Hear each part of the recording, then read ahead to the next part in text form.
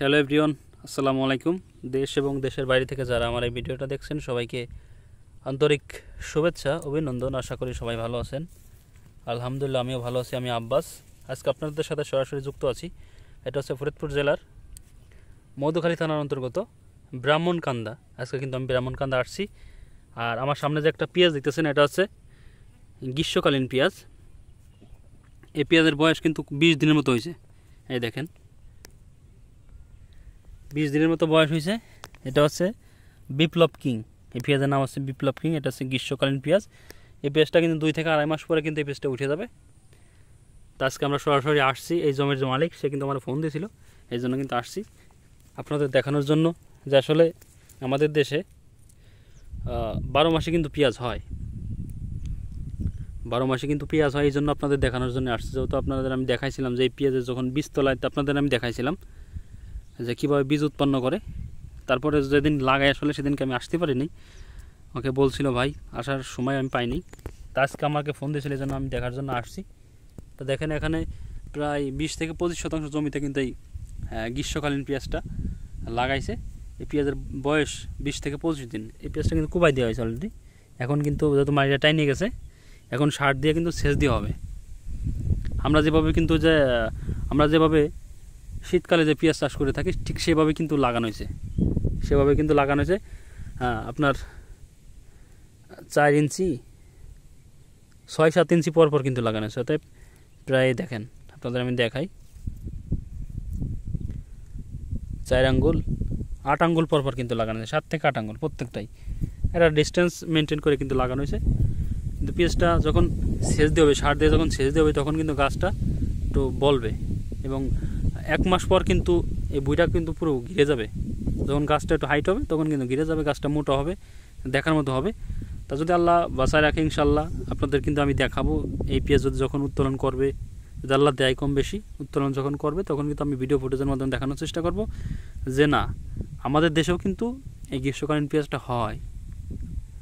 এই জন্য কিন্তু আমি আসছি। আর আপনারা জানেন, এখন প্রায় জায়গায় কিন্তু পানিতে প্লাবিত, যেসব জমিতে পেঁয়াজ চাষ হয়, প্রায় জমি কিন্তু পানিতে প্লাবিত। কিন্তু এখানে আপনাদের আমি দেখানোর চেষ্টা করতেছি। এখানে আছে দেখেন, সাইডে ধান, আশপাশে কিন্তু ধান লাগাইছে, একদম ডাঙ্গা জমি। এই জায়গা কিন্তু একদম ডাঙ্গা, দেখেন এই যে সব জায়গায় কিন্তু ধান। সাইডে কিন্তু একটা জমি, এই জমিতে কিন্তু পেঁয়াজ চাষ করা হয়েছে। আপনাদের আমি দেখানোর চেষ্টা করতেছি, এই জমিতে কিন্তু পেঁয়াজ চাষ হয়েছে। তার এই জাতের নাম হচ্ছে বিপ্লব কিং। এটা আমি যতটুকু জানি, পেঁয়াজটা খুব ভালো ফলমান। এই পেঁয়াজটা দেখেন, 1 2 3 4 5, একটা পেঁয়াজ কিন্তু অলরেডি 5 পাতা হয়ে গেছে। তো এখন সার দিলে এই পেঁয়াজটা কিন্তু চেতবে। আসলে যত বৃষ্টি পাবে, যত গরম হবে, এই পেঁয়াজটা কিন্তু তত চেতবে, যেহেতু এটা গরমের পেঁয়াজ। আর আমরা যারা জানি যে শীতের একটা পেঁয়াজ আছে, সেটা হচ্ছে 15 থেকে 20 দিন পরে কিন্তু আমরা চারা দেবো।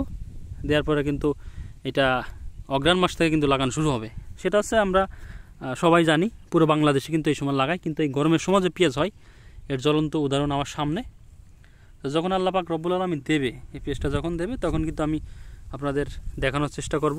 আমি আরও 1 মাস পরে পর্যায়ক্রমে কিন্তু আসবো, এসে কিন্তু ভিডিও করব, আপনাদের দেখাবো, যাতে আপনারাও নিজেরাও, যারা জমি আছে, ডাঙ্গার জমি আছে, তারাও কিন্তু এই পেঁয়াজটা চাষ করতে পারেন। আর এই পেঁয়াজের দাম, মানে বীজের দাম আহামরি বেশি না। এই পেঁয়াজ কিন্তু 4800 টাকা কেজি, 4800 টাকা কেজি কিন্তু এই পেঁয়াজের চারাটা আনছে, আমার যতটুকু মনে হয়, আমি জানি। তা আপনারাও চাষ করতে পারেন।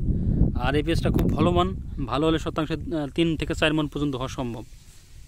তা সেটা আমরা দেখবো প্র্যাকটিক্যালে, যত আপনাদের আমি ভিডিও ফুটেজের মাধ্যমে দেখানোর চেষ্টা করলাম। যদি আল্লাহ পাক রব্বুল আলামিন দেয়, তখন কিন্তু আমি আপনাদের দেখাবো যে কেমন কি হলো, ভালো কি মন্দ, সেটা আপনারা দেখতে পারবেন। যারা আমার চ্যানেল নতুন, তারা অবশ্যই আমার চ্যানেল একটু সাবস্ক্রাইব করে রাখবেন। প্রতিনিয়ত পেঁয়াজের বীজ থেকে শুরু করে কীভাবে বীজ ফেলানো হয়, কীভাবে বীজটা পরিচর্যা করা হয়, কীভাবে সার দেওয়া হয়, কীভাবে ওষুধ দেওয়া হয়, পর্যায়ক্রমে A to Z উত্তোলন করা পর্যন্ত আমি কিন্তু ভিডিও ফুটেজের মাধ্যমে দেখানোর চেষ্টা করব। আর 15 থেকে 20 দিন পরে কিন্তু আমি আমার চ্যানেলে একদম দানা ভুঁই চাষ করা থেকে শুরু করে একদম শেষ পর্যন্ত A to Z কিন্তু সব কিছু পর্যায়ক্রমে দেখাবো। তা ভিউয়ার্স, আমার এই ভিডিওটা যদি আপনাদের ভালো লাগে, অবশ্যই একটা লাইক করবেন, একটা শেয়ার করবেন, আমার চ্যানেলে একটু সাবস্ক্রাইব করবেন। প্রতিনিয়তই আপনাদের সাথে আমার দেখা হবে, কথা হবে। তো সবাই ভালো থাকবেন, সুস্থ থাকবেন। দেখা হবে আবার অন্য কোনো ভিডিওতে। আসসালামু আলাইকুম।